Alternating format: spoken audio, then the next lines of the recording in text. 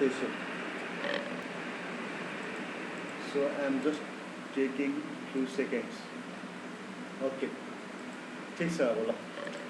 So हामी के भन्दै थियो भने sequencing is achieved by specifying the priority rules to use to release. Release means dispatch.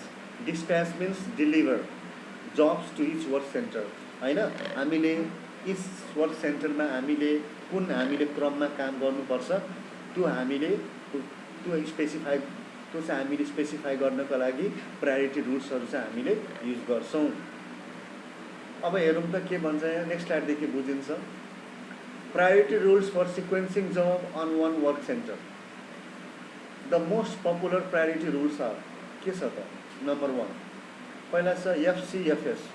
जसरी FIFO हुन्थ्यो नि, FIFO को यो न्यू भेरिएसन हो हैन. FCFS first come first serve.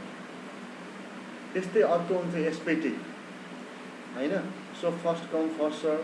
Shortest processing time. SPT को full form shortest processing time. त्यस्तै हुन्छ हाम्रो EDD. EDD भनेको फुल फर्म तिमीहरु गेस गरेर त के होला? सरी म गलत क्वेशन भन्दैछु. अलिकति तिमीलाई अप्ठ्यारो पर्छ होला. EDD भनेको अर्लियर ड्यू डेट. LPT भनेको लंगेस्ट प्रोसेसिङ टाइम. तो हामी त पढ्थ्यो खाली FIFO लिफो मात्र पढ्थ्यो. तर यहाँ त हाम्रो धेरै रुल छ. हामी यहाँ 4 वटा हैन थाहा पायौं. र यस बाहेक पनि अरु रुलहरु छ but according to our syllabus they are not to be studied in our syllabus. Okay, ल यति रुल्स को बारेमा हामीले चाहिँ स्टडी गर्दैछ. And after knowing हैन the theoretical concept and then we can start the numerical concept. Can you hear me all of you? मेरो कुरा सुनिन्छ? Yes sir, yes. Yes sir. आजको नेट ठीक छ हैन? लाइन गइरहेको छैन. हजुर सर ठीक छ. ओके. हिजो त म एकदम फ्रस्ट्रेटेड भएको थिएँ. मलाई लाग्यो म टिचिङै छोड्दिन्छु.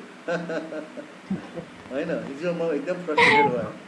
म के फ्रस्ट्रेटेड भएँ भने जुन दिन म पढाउँछु नि फुल एकदम I become to happy at night हैन. म जब बेडमा सुत्न जान्छु भने I have a big smile. Okay I live today. म के भन्छु आफूलाई म आज सक्सेसफुल भएँ हैन. I am satisfied. अनि मस्त निद्रा आउँछ. तर हिजो म पढाइन निद्रै आएन हेर. रियली सो हैन यो मेरो यस्तो हेर माइन्ड सेट छ के गर्नु हैन यस्तो भइसकेको छ. Your thinking is really too good, sir. Thank you. But I think I am too obsessed with my work. धेरै जनाले मलाई भन्छ no Problem, sir. No sir, you are too obsessed. Too obsessed is not good thing हैन त्यस्तो भन्छ मलाई. तर के गर्नु है र सुन. त सबभन्दा पहिले हामी FCFS को बारेमा थाहा पाऊँ. FCFS सो हुन त हामीले भनिसक्यौं फर्स्ट कम फर्स्ट सर्भ हैन. Jobs are completed in the order they arrive. हो भनेको हामीले कुन क्रममा जबलाई कम्प्लिट गर्नुपर्छ भने we have to complete the job in the order they arrive. FIFO first come first serve. जुन जब पहिला आयो सुरुमा पहिला त्यो जब हामीले फिनिश गर्ने. त्यो फिनिश भइसकेपछि अनि अर्को जबतिर लाग्ने. ल सपोज तिमीहरु कम्प्युटर रिपेयरिङ शपमा जान्छ नि त हैन. कहिलेका तिम्रो कम्प्युटर बिग्रिन्छ तिमी जान्छौ. त्यहाँ गएपछि के हुन्छ? हजुर तपाईको के प्रब्लम छ? ल त्यहाँ एउटा लेडी बसेको हुन्छ. जेनरली लेडी नै बस्छ. अनि मेरो यो प्रब्लम छ. अनि उले एउटा हाम्रो नि ल्यापटपमा के गर्दिन्छ भने एउटा के कुरा सार्ट दिन्छ. के सार्ट दिन्छ भन त तिमीलाई थाहा छ? नम्बर हुन्छ सर. हो त्यो भनेको नि जब अर्डर हो. जब अर्डर भनेको हरेक जना जो कम्प्युटरमा आउँछ नि रिपेयरिङ गर्न सबैजनाको युनिक प्रब्लम हुन्छ. सबैजनाको डिफरेन्ट प्रब्लम हुन्छ. कसैको के हुन्छ भने हार्डवेयर सिस्टम हैन. कसैको साउन्ड काम गर्दैन. कसैको मोनिटर काम गर्दैन. हैन धेरै प्रब्लम हुन्छ. कसैको मदरबोर्ड बिग्रिसक्यो. कसैको हैन. सो धेरै प्रब्लम हुन्छ. सो भनाइको मतलब हामीले धेरै प्रब्लम लिएर जान्छौं हैन.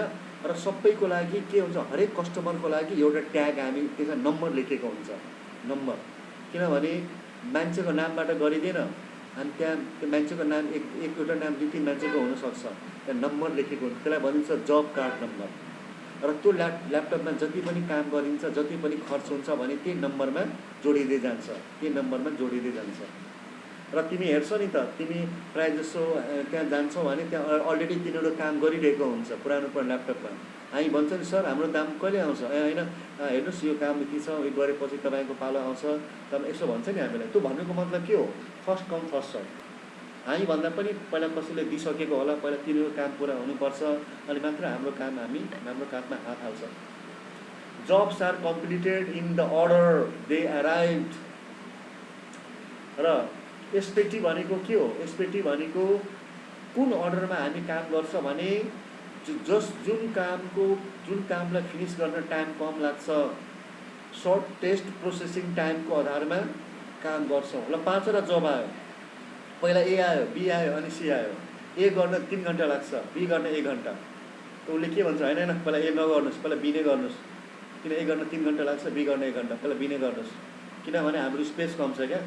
त्यो काम पुरा भएर छिट्टै गइहाल्छ, स्पेस कम छ, त्यो काम पुरा भएर छिट्टै बाहिर गइहाल्छ, अनि हामीलाई धेरै ठिक हुन्छ। So you know that different people have different priority, होइन। हाम्रो लाइफमा पनि डिफ्रेन्ट प्रायोरिटी हुन्छ। हाम्रो लाइफमा त्यो काम गर्दैन जुन इम्पोर्टेन्ट छ। त्यो सुन्दा अलिकति तिम्रो लाग्न सक्छ।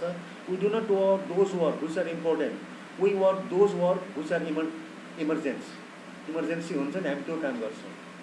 जस्तै डोरबेल आयो, हामी पढ्दा कोही गेटमा आयो भने होइन कोही फोन आयो भने फोन उठाइहाल्छ हामीले, होइन। हाम्रो मोबाइलमा फेसबुकको त्यो बज्छ नि बेल, त्यो बज्यो भने हामी फेसबुकमा हेरिहाल्छौँ मेरो कति लाइक आयो, के आयो। त्यो भनेको इम्पोर्टेन्ट काम होइन, तर त्यो इमर्जेन्सीवाला काम गर्छौँ। सरी, म अलिकति विषयवस्तुभन्दा टाढा जान चाहदिनँ। It is a long talk, I don't want to indulge in the long talk. So what I am saying is that shortest processing time simply means we have to give priority to those jobs which have lesser processing time. Processing time means what? Processing time means the time required to process a job, to complete a job. त्यसलाई नै processing time भन्छ। Jobs with the shortest processing times are assigned first. जुन जबलाई complete गर्न time कम लागेको हुन्छ, त्यही जबलाई हामीले पहिला के गर्नुपर्छ भने असाइन गर्नुपर्छ। ओके, अझै दुईवटा छ। EDD, earliest due date. Can any one of you can explain what would be the meaning of earliest due date? कसैले भन्न ट्राई गर्न सक्छ? सर आई गेस पास्टमा जुन जब रुकेको थियो केही कुरोले केही सिचुएसनले गर्दाखेरि त्यो जबलाई पहिला एक्म्प्लाइज गरिसकेपछि अर्को जबमा मुभ गर्ने। Okay Rekha, you are partially correct, होइन। के तिमी केही हदसम्म करेक्ट छौ। अर्लिएस्ट ड्यू डेट भनेको मतलब हामीले 5वटा जब आयो, ABCD। अब 5वटा जब यी सबभन्दा लास्टमा आयो, तर भन्छ हेर्नुहोस् मलाई धेरै इमर्जेन्सी छ, मेरो ल्यापटप बिग्रेको छ, भोलि नै मैले एउटा रिपोर्ट पाउनु छ, एउटा भ्यालिड कस्टमर छ, यो भएन भने हुँदैन। हेर्नुहोस् तपाईँ जो बढी पैसा जति पनि लिइहाल्नुहोस्, तर प्लिज यो कामलाई पहिला मलाई एकदम गरिदिनु पऱ्यो। ल उसले भन्छ हेर्नुहोस् हामी नर्मल स्पिडमा काम गर्छ भने हामीले 5000 लिन्थ्यो बनाउन, तर तपाईँ यति रिक्वेस्ट गर्दै हुनुहुन्छ भने म अरू कामलाई पेन्डिङ गरिदिन्छु, म सबै म्यान पावर यहीँ लगाइदिन्छु, होइन। म तपाईँलाई काम पहिला गरिदिन्छु, म 7000 रुपियाँ लिन्छु, मन्जुर छ? ल मन्जुर छ। सो भनेको मतलब अब हेर उसलाई हामी अर्लिएस्ट ड्यू डेट भनेको मतलब उसलाई भन्दिनँ म तपाईँको काम 2 दिनमा गरिदिन्छु, कसैलाई भन्छु 12 दिनमा गर्छ, कसैलाई भन्छु 15 दिनमा गर्छ। सो भनेको मतलब होइन। सो अर्लिएस्ट ड्यू डेट भनेको मतलब जुन हामीले प्रोमिस गरेको हुन्छौँ, कहिले जब हामी कम्प्लिट गरिदिने, कहिले हामी डेलिभरी गरिदिने, जसको ड्यू डेट भनेको the last day on which we have to deliver the product. जुन लास्ट डेट हो, जुन डेटमा हामीले कस्टमरलाई सर्भिस दिनुपर्छ, डेलिभर गरिदिनुपर्छ, त्यो ड्यू डेट जसको सबभन्दा अर्लियर हुन्छ पहिला त्यही काम गरौँ। एउटा जब आजको 3 दिनपछि डेलिभरी गर्नु छ, अर्को जब आजको 5 दिनपछि, अर्को जब आजको 1 दिनपछि, त पहिला कुन काम गर्ने? जुन आजको 1 दिनपछि जब डेलिभर गर्नु छ नि, पहिला त्यसलाई गर्नु पर्यो।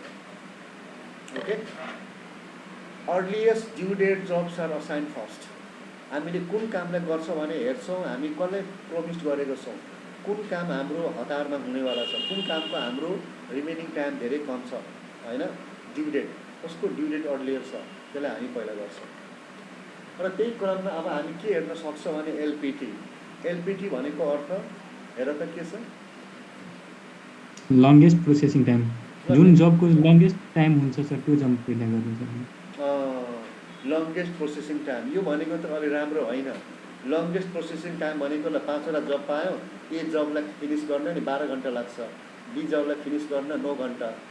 उसले भन्छ पहिला 9 घन्टावाला नगर्नु, त्यो फर्स्टमा आए पनि पहिला नगर्नु, सबभन्दा पहिला कसको टाइम बढी लाग्ने होला 12 घन्टा, पहिला यसैलाई गरौँ। अब हेर यो कस्तो माइन्डसेट हो, म यो बुझ्दिनँ हेर। सो यो मतलब सो भनेको डिफ्रेन्ट अकेजन हुन्छ, डिफ्रेन्ट सिनेरियो हुन्छ। So we cannot apply the same rule in every time. Okay, so when the situation and time changes we have to also change our strategy. हामी आफ्नो strategy पनि change गर्नुपर्छ। So एलपिटी भनेको जसको processing time लामो छ पहिला त्यही काम गरौँ।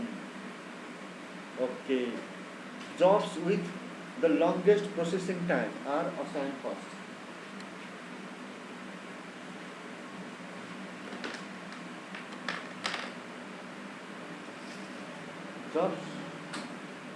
Jobs with longest processing time are assigned first. अब हामीले त्यो गरिसकेपछि एन्ड देन कम्स हेर त त्यसपछि के आउँछ, त्यसपछि आउँछ now we have to find the performance. अब हामीले पर्फर्मेन्स निकाल्नुपर्छ। ल सपोज गरौँ हामीले 4वटै मेथड गऱ्यौँ, 4वटा मेथडबाट हामीले बेस्ट मेथड हामीले निकाल्न चाहन्छौँ। So which one is the best method for us? Is it FCFS, SPT, EDD or LPT? Which one is the best method for our organization?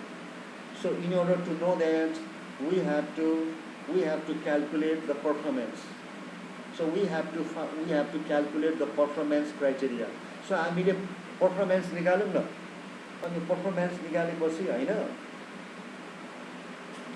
Performance निकालिसकेपछि के हुन्छ भने and then we will decide which method is best. त्यसको लागि नै हामीले पहिला के गर्दैछौँ भने पर्फर्मेन्स क्राइटेरिया हामी गर्दैछौँ। सो नम्बर 1मा हेर त के छ, ACT means average completion time. Sorry आज म यति नै गर्न सक्छु, के गर्नु भन, अलिक प्रब्लम छ सर। ल के सर हुन्छ सर। ओके सर हस् हस्। Thank you. Models popping bottles.